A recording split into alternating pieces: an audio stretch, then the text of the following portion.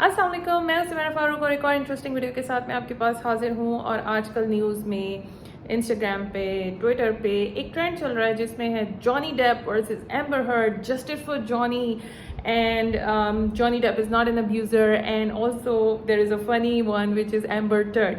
तो आप में से बहुत सारे लोग इस चीज़ को फॉलो कर रहे होंगे और I thought that this is a good time कि मैं इसके ऊपर एक वीडियो बनाऊँ और आपको बताऊँ इन दोनों के नेटल चार्ट को लेके कि किस तरीके से एनर्जीज प्ले आउट हो रही हैं दोनों के चार्ट में और इस केस का पॉसिबल सोल्यूशन क्या निकल सकता है। मगर उससे पहले जिनमें से बहुत सारे लोग नहीं जानते कि हुआ क्या था, तो मैं जल्दी से आपको ब्रीफ टाइमलाइन बताऊंगी कि इनका रोमांस स्टार्ट हुआ कोई 2000 अर्ली 2012 में और 2015 यानी 2015 के अंदर इनकी शादी हुई एक बड़ी प्राइवेट सेरेमनी के अंदर। 2016 सिर्फ 15 मंथ्स के बाद ही एम्बर हर्ड ने डिवोर्स फाइल कर दी और उसके बाद 2018 में उन्होंने एक आर्टिकल निकाला जो कि है this article was about Johnny Depp was an abuser, जिसमें जॉनी डेप को लगा कि उन्होंने जॉनी डेप का नाम लिए बगैर ही उनको एलिगेशंस लगा दी हैं। उसके बाद 2019 में जॉनी डेप को ख्याल आया कि that he is not an abuser और उन्होंने उसके ऊपर जो है डेफेमेशन का केस कर दिया जो कि अराउंड $50 मिलियन का है। Yes, you heard it right. 2019 के बाद 2020 के अंदर जो है वो उन्होंने ये आर्टिकल कोर्ट के अंदर पेश किया एम्बर हर्ड के अगेंस्ट और उस टाइम पर जॉनी डेप को जो है वो ही वॉज डिनाइड ऑफ कि ये उनके ऊपर है। बट अगेन 2022 में अप्रैल 12 को ये केस दोबारा से स्टार्ट हुआ है और इस केस के अंदर जो है वो अब तमाम विटनेसेस को पेश किया जा रहा है और रिव्यू किया जा रहा है और एविडेंसेस और विटनेसेस को पेश करके इस चीज़ को साबित करने की कोशिश की जा रही है कि इन दोनों में से अब्यूज़र कौन है। तो बड़े इंटरेस्टिंग है क्योंकि ये इतना it's one of the most I would से फेमस केस, क्योंकि इसकी स्ट्रीम जो है लाइव स्ट्रीम होती है, यानी कि 8-8 घंटे की लाइव स्ट्रीम होती है कोर्ट रूम के अंदर से। और to be honest this looks like a drama to me because it's just like a drama कि जो जो चीज़ें पेश की जा रही हैं अगेंस्ट ईच अदर, जिसमें पिक्चर्स हैं, वीडियो रिकॉर्डिंग्स हैं, ऑडियो रिकॉर्डिंग्स हैं और भी बहुत से एविडेंसेस पेश किए जा रहे हैं दोस्तों के साथ जो उनके ट्रीटमेंट्स थे, वो तमाम चीज़ें ट्रायल के अंदर पेश किए जा रहे हैं। So will get to that कि इंडिविजुअली इनके चार्ट्स किस तरीके से प्ले आउट हो रहे हैं, कौन ठीक है कौन गलत है, हम अभी डिस्कस करेंगे। Please stick with me. So जिन लोगों को इंटरेस्ट है इनके इंडिविजुअल चार्ट्स में, तो हम पहले करेंगे जॉनी का चार्ट, उसके बाद हम करेंगे एम्बर का चार्ट और उसके बाद हम इन दोनों के चार्ट्स को मिक्स करके देखेंगे कि दोनों के दरमियान कौन सी एनर्जीज लाइन अप हो रही हैं, कॉन्फ्लिक्ट हो रही हैं या उनकी लड़ाई की वजह क्या हो सकती है। मगर उससे पहले आई वुड रिक्वेस्ट कि अगर आपको इंटरेस्ट है एस्ट्रोलॉजी में या आपको साइकोलॉजिकल एनालिसिस में इंटरेस्ट है तो प्लीज़ मेरे चैनल को सब्सक्राइब कीजिए और इस वीडियो को आप थम्स अप भी दे सकते हैं। So let's begin with Johnny. Johnny को अगर मैं एनालाइज करना शुरू करूँ तो सबसे पहले चाइनीज़ एस्ट्रोलॉजी के अंदर अगर हम ईयर देखें तो Johnny is a rabbit, like a would rabbit.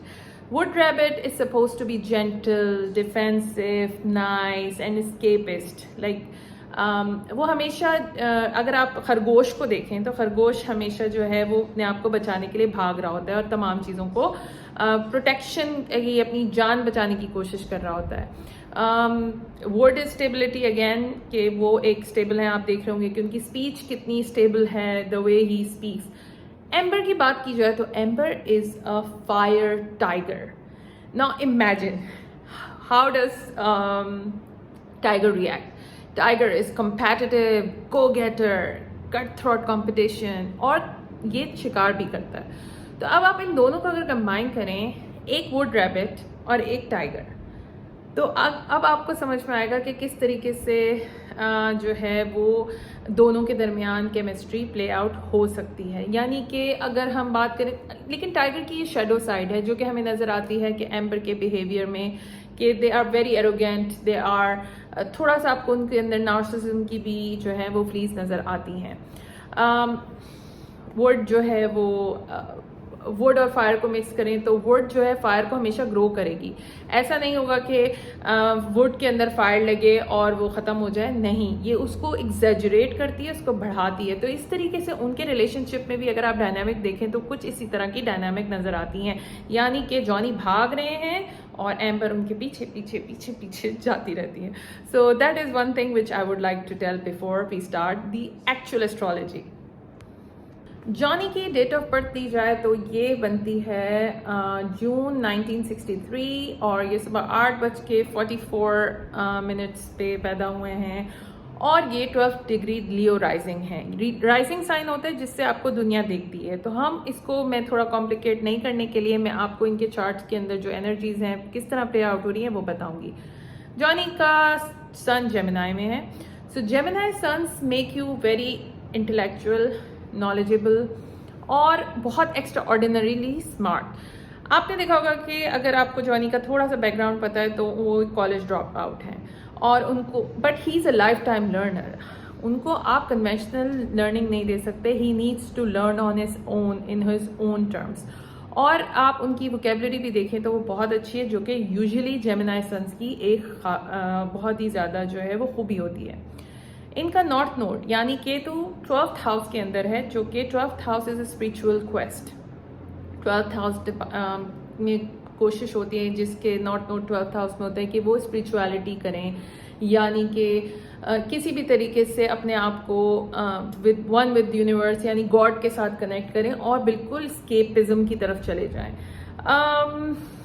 अगर हम जॉनी का चार्ट देखें तो उनकी ज़िंदगी में ये एनर्जी ड्रग्स की सूरत में जो है वो मैनिफेस्ट हुई है यानी कि वो ड्रग्स यूज़ करते रहे हैं एंड मे बी ये उनका एस्केपिज्म हो यानी उसके ज़रिए वो उस यूनिवर्सल कॉन्शियसनेस को एक्सेस करना चाहते हो जो कि हम जिसको कहते हैं स्पिरिचुअलिटी या सूफीज़म में आप कहें कि जो दरवेश स्टाइल होता है तो उसके अंदर लोग जो हैं वो ये सब्सटेंसेस यूज़ करके भी उस चीज़ को अचीव करने की कोशिश करते हैं. Now I am not recommending कि किसी को ये ड्रग्स यूज़ करने चाहिए बिकॉज ये एक अननेचुरल वे है इस कॉन्शियसनेस को अचीव करने का. उनका साउथ नोड कैप्रिकॉर्न यानी 6th हाउस में है. साउथ नोड जहाँ पे भी होता है वहाँ पे थोड़ा सा प्रॉब्लम क्रिएट होता है. तो उनकी लाइफ का एक पैटर्न है विच आई एम सीइंग कि उनको बेस्ट और परफेक्ट बनना है. Like he wants to be best and he wants to be perfect. अगर कभी आपने जॉनी डेप का इंटरव्यू सुना हो तो उसके अंदर वो बड़े मज़े से कहते हैं कि मैं अपनी मूवीज़ खुद नहीं देखता क्योंकि उनको अपनी मूवीज़ में फ्लॉज नज़र आते हैं. तो कितनी भी बेहतरीन परफॉर्मेंस ऐसे लोग कर लें उनको अपनी लाइफ में फ्लॉज ही नज़र आते रहेंगे. एट द सेम टाइम इनके 6th हाउस के अंदर इनका मून है जहाँ पे जो साउथ नोड के साथ है. तो अगर इस तरह के लोगों के अंदर उनकी जो वालदा हैं यानी जो उनकी मॉम थी या हैं आई एम नॉट श्योर कि शी इज़ अलाइव और नॉट बट उनके साथ जो है उनके रिलेशनशिप बहुत अच्छे नहीं रहे. इस तरह की सिचुएशन में मोस्ट ऑफ द टाइम ये होता है कि जो माँ होती हैं वो अपने बच्चे को स्लेव की तरह ट्रीट करती हैं यानी कि ग़ुलाम की तरह ट्रीट करती हैं और उनकी कंडीशनिंग ऐसी करती हैं. ऐसी माँ जो इस पोजीशन पे जो माँ की जो बिहेवियर होता है अपने बच्चों के साथ वो थोड़ा अब्यूजिव होता है. इट्स नॉट कि वो मोहब्बत प्यार और इस तरह का हो. ये थोड़ा होता है कि she is better than him और जो कि उनके आप अगर लाइफ टाइम देखें तो उसके अंदर उनकी स्टोरी के अंदर ये बहुत ही क्लियरली विजिबल भी है. एंड आई हाईली डाउट कि ऐसा ना हुआ उनकी मैरिज में भी क्योंकि मे बी वो एम्बर हर्ड के हाथों भी अब्यूज़ हुए हों और स्लेव बने हों.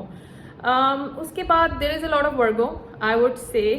तो जब वर्गो एनर्जी आती है तो यहाँ पे भी जो है स्लेवरी या आप कहें कि परफेक्ट लाइफ बनाने के चक्कर में बहुत ज़्यादा जो है वो कंपल्जन आ सकती है. Coming to one thing which is very very very I would say sad very hard aspect in his chart is that इनका प्लूटो मार्स और यूरेनस का कंजंक्शन है.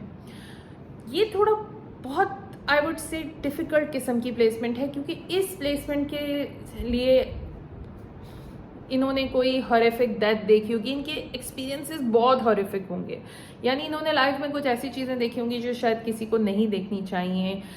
इनका जो अब्यूज़ है यानी जो इनसे अब पावर में लोग थे इन्होंने उनको अब्यूज़ करने की कोशिश की और ऐसा भी हो सकता है कि समहाउ उनको किसी ने बहुत ज़ख्मी यानी कि उनकी सोल को या उनके दिमाग को ज़ख्मी करने की भी कोशिश की हो. तो ऐसा भी ऐसे लोगों के अंदर जो है वो मौजूद होता है विच यू कैन सी कि एम्बर हर्ड के साथ भी रिलेशनशिप में वो अपने आप को वूंडेड ही तस्लीम करते हैं.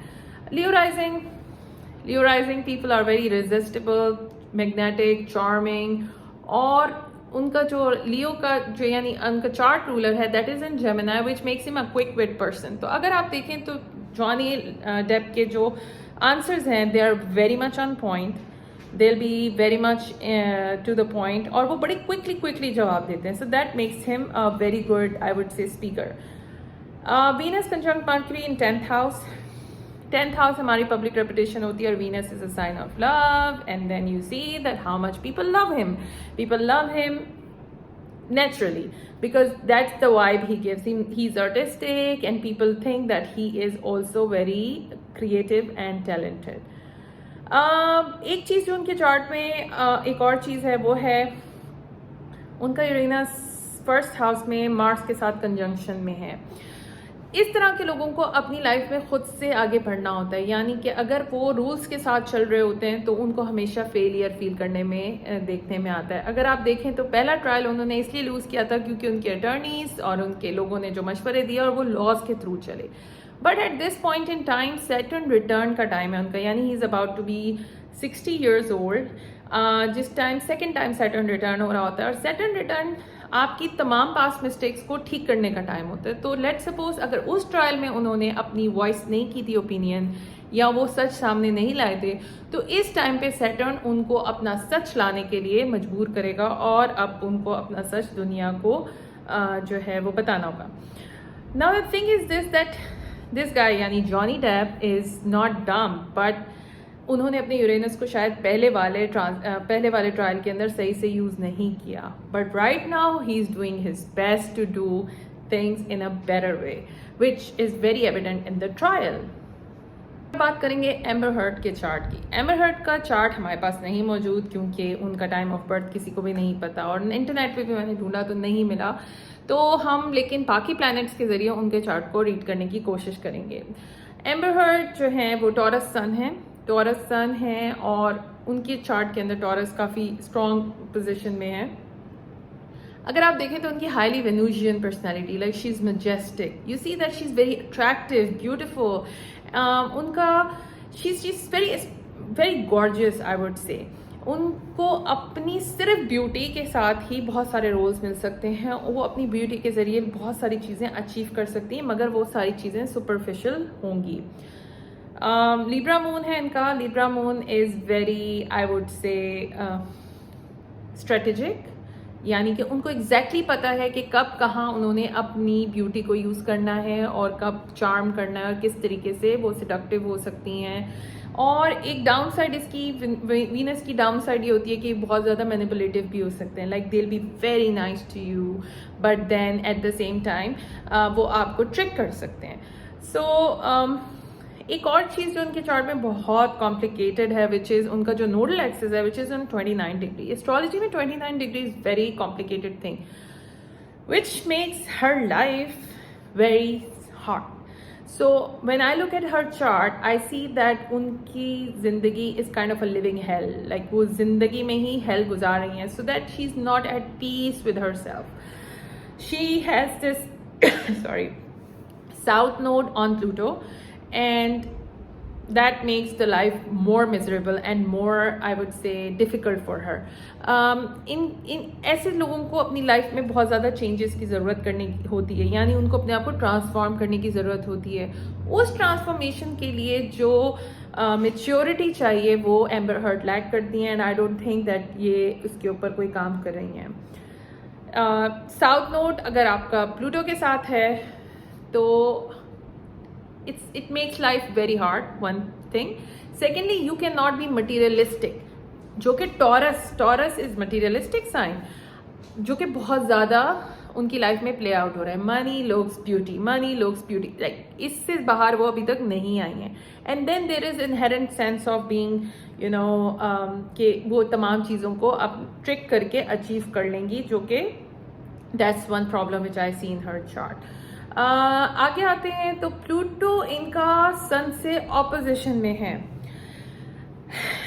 ऐसे लोगों को बहुत मुश्किल होती है अपनी गलती मानने की, क्योंकि ये अपने ही अंदर पावर प्ले कर रहे होते हैं. सो बाहर के लोगों से पावर प्ले तो बहुत बात की बात है, वो अपने अंदर ही पावर प्ले कर रहे होते हैं, यानी कि वो चीज़ों को बहुत इंटेंस लेवल पे फील करते हैं. यानी इसकी अनहेल्दी साइड ये है कि कभी वो अपोलोजाइज नहीं करेंगे. They think they are right, they are power struggling, और वो किसी को अपने ऊपर नहीं आने देना चाहते.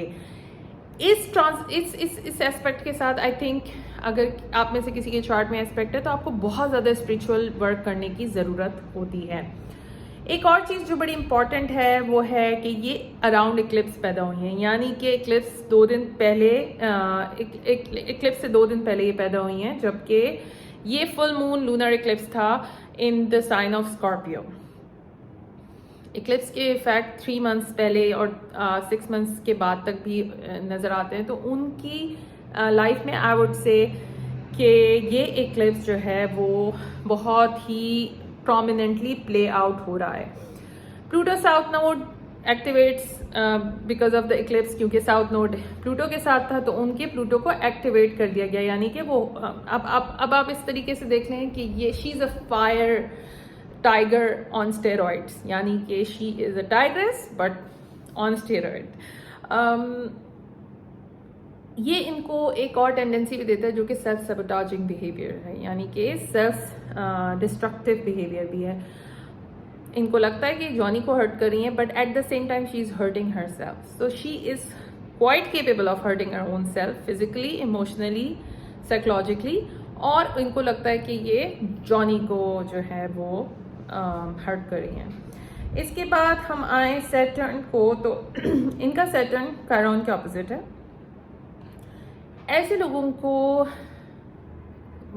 Like there is a possibility कि उनको उनकी लाइफ में जो मर्द थे, यानी कि it can be the father या एक्स बॉयफ्रेंड, या अगर कोई इनके ब्रदर हैं तो उनसे इनको कोई ना कोई वूंड मिल सकता है. आई am not sure about the relationship she had with her dad, लेकिन यहाँ पे जो है वो उनके डैड थोड़े अनस्टेबल भी नज़र आते हैं मुझे.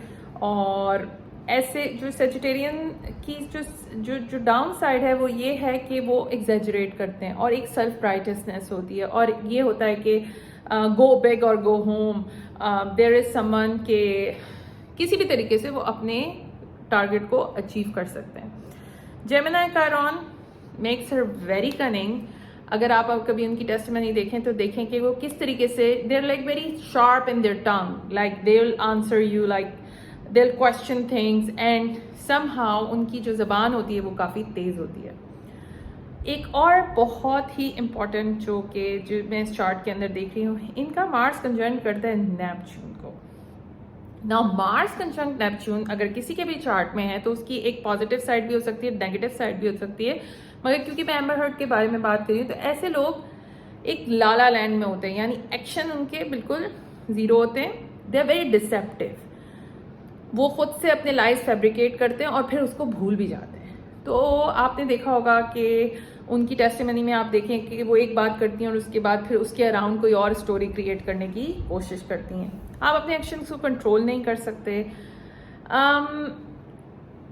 इन she is also very self sabotaging, क्योंकि नेपच्यून आपको झूठ दिखाता है sometimes. Neptune is like very illusion दिखा रहा है, झूठ दिखा रहा है, डिसेप्शन दिखा रहा है. और एट द सेम टाइम इनका मार्स स्क्वायर मून भी है, यानी there is an emotional anger, and it's the feeling of कि इससे पहले आप मुझे डिस्ट्रॉय करें मैं आपको डिस्ट्रॉय कर सकती हूँ. So it's a cardinal energy, और ये बहुत ज़्यादा जो हैं रियलिस्टिकली चीज़ें कम हो रही होती हैं, लेकिन इनको बहुत डीप लेवल पे फील हो रही होती हैं. At the same time I see that there is a tendency of being histrionic, yes, और इनके इमोशनल जो रिएक्शंस हैं वो not in line with reality हो सकते हैं. She destroys her own self, but her Venus is in Taurus, which makes her really beautiful, and she was born to be beautiful. और अब बात करेंगे इनकी सनेस्ट्री की, यानी ये दोनों आपस में कैसे कॉम्प्लीमेंट करते हैं एक दूसरे को. तो her sun conjuncts north node on his MC, यानी कि जो एम्बर हर्ड का सन है वो जॉनी डेप के MC यानी उनके हाईएस्ट पॉइंट को टच करता है, which means her beauty is what he is obsessed with. यानी कि वीनस भी वहाँ पे मौजूद है और वीनस कंजंक्ट कर रहा है वीनस को, तो यानी कि वो उनकी ब्यूटी से बहुत ज़्यादा ऑब्सेस्ड है. और she also likes him, like in I think कि एम्बर का क्रश होगा पहले जॉनी डेप के अंदर, क्योंकि somehow they complemented each other, and somehow they think that they are into each other, but basically what I see कि उनको they think they are in love with each other, but they are in love with the idea of being together with each other. यानी अगर आप उनकी photos देखें तो वो बड़ी मेजेस्टिक किस्म की होती हैं. सो वो जो आइडिया है, यानी एक idealised couple together and the beauty and a kind of, I would say, जो आपस में उनका रिलेशनशिप है, तो उससे ज़्यादा जो वो पब्लिक में अपीयर हो रहे हैं वो इनके लिए ज़्यादा इम्पोर्टेंट था. अब प्रॉब्लम ये है कि जो एम्बर हर्ट को चीज़ें डिस्कस करनी है, like she wants to take up the matter, she want to talk about things, लेकिन जॉनी इज एस्केपिस्ट, जॉनी को भागना है, जिससे Amber gets annoyed. She is combative, she wants to fight. और आप सोचें कि अगर आप एक वॉरियर को तैयार करें और वो बिल्कुल तैयार हो, और अब आप उसको कहें कि लड़ाई तो नहीं हो रही. नाउ इमेजिन दैट जो रिएक्शन आएगा वो बिल्कुल एम्बर का रिएक्शन होता है. शुरू में Amber was obsessed with Johnny Depp because वो सेलिब्रिटी थे, लेकिन जब वो साथ रहने लगे तो सेलिब्रिटी ख़त्म हो जाती है और it's like I don't care your celebrity any more. तो एक चीज़ ये यहाँ पर आ जाती है. एम्बर को आई वुड से कि she actually perceive him to be a golden ticket, क्योंकि एम्बर की पर्सनैलिटी चार्ट का मैं जो एनालिसिस कर रही थी, तो she is also a climber. Like she needed that opportunity to be in the public. तो उन्होंने उस चीज़ को यूज़ किया. अब वो चीज़ मिलने के बाद जो है उसकी वैल्यू जो है वो ख़त्म हो जाती है. एक और चीज़ जो मुझे नज़र आती है वो ये है कि जॉनी एक kind of a rescue mission पे थे और उन्होंने जो है वो एम्बर को सेव किया, रेस्क्यू किया. somehow amber light his mind कि किस तरीके से बात करते हैं. और एम्बर ना सिर्फ उनके दिमाग को अप्रिशिएट करती है, एम्बर उनके रिसोर्सेज को भी अप्रिशिएट करती है, यानी the money and the possessions Johnny Depp has. इनका कंजंक्शन, सन का जो कंजंक्शन है वो नॉर्थ नोड में मुझे नजर आता है, विच इज़ 9th हाउस. आपने देखा होगा कि उन्होंने सेम गोल्स थे और ट्रैवलिंग उनकी साथ थी, which is 9th house. Problem is that her Mars and Neptune conjunct his moon. अगर मैं इसको पोर्ट्रे करना चाहूँ तो इस तरीके से है कि Amber poisoned his heart, literally, like इसकी literal definition ये निकलती है, क्योंकि Mars और Neptune also represent poison and Moon is an emotional side. तो emotionally I would say that Amber might have poisoned his emotions also. अगर कभी मैं ये भी एक चीज़ जो मुझे समझ में आ रही है इनका चार्ट देख के, वो ये है कि अगर कभी जॉनी डेप ने सोबर होने की कोशिश भी की होगी तो Amber would put some drink and present him that have it, like, you know, the charmer and the beauty. So she is highly capable of doing that. She is very capable of poisoning Johnny Depp. Neptune जब Mars से conjunction बनाता है तो इस तरह की चीज़ हो सकती है. Her Mars is on his south node. Okay, so Mars is something which you can kill for. Like Mars is how would you kill, what you want to get, what you want to achieve. ठीक है, यहाँ पे आप देखेंगे कि Neptune भी मौजूद है. So Neptune is seductive. So it can be, अगर इनका पावर प्ले देखा जाए तो एम्बर का रिलेशनशिप जॉनी डेप से ऐसा होगा कि now I am here very seductive and now I am not there, so now you find me. तो there is a lot of manipulation there. तो एस्ट्रोलॉजी में हम बिल्कुल रेकमेंड नहीं करते कि कभी आपको अपने साउथ नोड के साथ शादी करनी चाहिए. यानी अगर आपका साउथ नोड किसी के प्लैनेट के साथ टच कर रहा है, इट्स नेवर रिकमेंडेड कि आपको उनके साथ शादी करनी चाहिए. इनको मुझसे पूछ लेना चाहिए था शादी करने से पहले.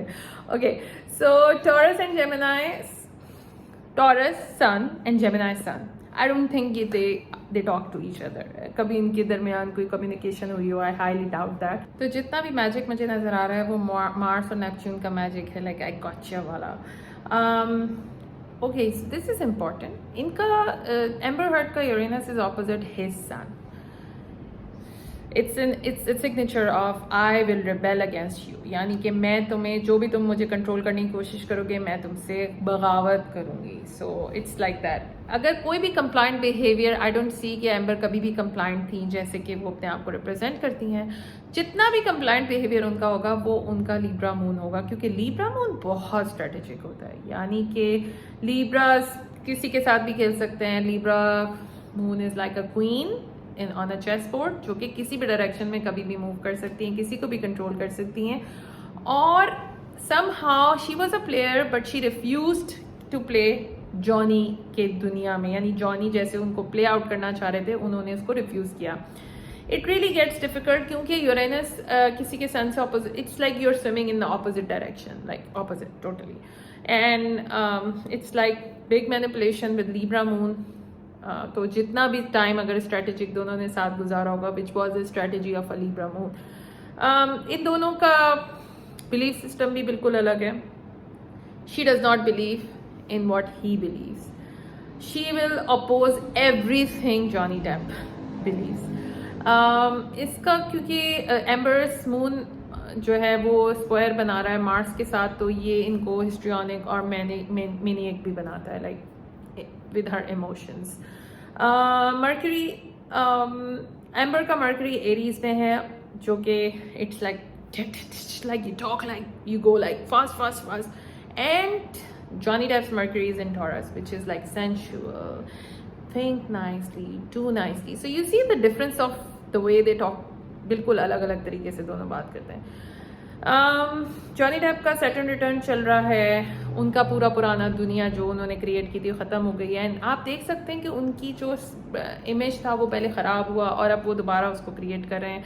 उनको अपनी दुनिया दोबारा से नई क्रिएट करनी होगी, अपने हेल्प लेनी होगी. दुनिया में जितनी भी उन्होंने किसी के कहने पे जो चीज़ें की हैं, this is the high time कि वो उसको ठीक करें. अब मुझे नहीं पता वो दोबारा से जैक स्पैरो बनेंगे या नहीं बनेंगे, लेकिन अगर आप मुझसे पूछें कि वो जीतेंगे तो मैं बोलूँगी बिल्कुल वो जीतेंगे. इनफैक्ट वो जीत चुके हैं, बिकॉज जो उनके लिए मैटर करता है that is the public opinion, जो कि वो ऑलरेडी जीत चुके हैं. और वो ये डिफेमेशन केस जीतने के लिए भी नहीं लड़ रहे, ये उनको अपनी रेपुटेशन वापस लेनी थी और अब वो अपने यूरेनस को सही से इस्तेमाल कर रहे हैं.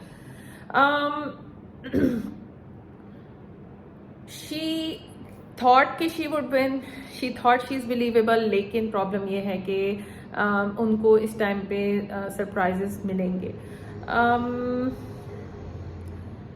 ओके, सो एम्बर का जुपिटर रिटर्न भी चल रहा है, which is good, but it can also get out of control. She can be deceitful, she can fool the jury. मुझे नज़र आ रहा है कि अगर थोड़ा सा भी उनको लगेगा कि उनकी लाइफ जो है वो हिलना शुरू हो रही है या वो लूज़ करना शुरू हो रही हैं, तो वो अपने लॉयर्स को भी जो है वो ब्लेम कर सकती हैं, मिस ट्रायल की तरफ जा सकती हैं, मगर हारना उनकी डिक्शनरी में नहीं है. व्हाट आई वुड सजेस्ट कि Amber has to work. Amber को अपने ऊपर स्पिरिचुअल साइड पे काम करने की ज़रूरत है, मगर क्योंकि उनका सन और प्लूटो का स्क्वायर है तो it's very difficult for her to say sorry Johnny, I was wrong. It's very difficult for her to say that, क्योंकि वो अभी तक जो है वो रियलाइज़ नहीं कर रही हैं. It's very hard for her. अगर आप देखें तो अभी तक उन्होंने कोई भी अपनी मिस्टेक्स को एक्सेप्ट नहीं किया है. उनको ऑथेंटिक होने की ज़रूरत है. I think her career is dying now. अगर उनको कोई काम मिलेगा भी तो वो फॉरेन लैंड में मिल सकता है, because she is very beautiful, but at the same time she needs to humble. उनको अपने आप के अपने अंदर थोड़ी ह्यूमिलिटी लाने की ज़रूरत है, यानी कि उनको अपनी ईगो से हट के जो रियलिटी है उसकी तरफ आने की ज़रूरत है. पब्लिक आइज में Johnny is of course, Johnny जो हैं वो जीतने की ज़्यादा पोजीशन में नज़र आते हैं. और अगर थोड़ा सा भी केस एम्बर के हक में नहीं जाता तो एम्बर अपने यूरेनस को यूज़ करने के साथ अपनी चीज़ों को अपसाइड डाउन करने की कोशिश करेगी. So this was my psychological analysis. बहुत सारी चीज़ें थी जो कि मैंने इसमें से मिस आउट की हैं ताकि आपकी अंडरस्टैंडिंग हो सके। और अगर आप चाहते हैं कि आपका साइकोलॉजिकल एनालिसिस किया जाए तो you can always contact me. आप मेरे इंस्टा पे मुझे DM कर सकते हैं। और if you like this video, you can just subscribe to my channel. Thank you so much. And again, I wish Johnny and Amber best of luck.